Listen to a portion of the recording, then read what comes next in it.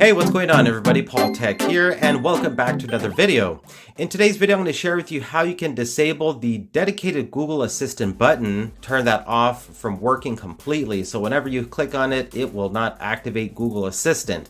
Now, I find this to be a very useful feature, this Google I find this to be a very useful feature at times, but at some other times there has been occasions where I've accidentally triggered the Google Assistant button by accident. Sometimes I mistake it as the power button, or there's times where I'm trying to volume down my Stylo 6 and I accidentally hit the Google Assistant button by mistake. So, I can see where this can be useful, but at the same time, it can kind of get annoying. With that being said, let me go ahead and share with you how you can disable this button from being activated. First thing what you want to do is go into settings. Now, once you go into settings, you want to go ahead and scroll down until you see this option here for extensions. Click on extensions. Next thing what you want to do is click on shortcuts. Now, right here to the bottom, you're going to see open Google Assistant and talk to Google Assistant.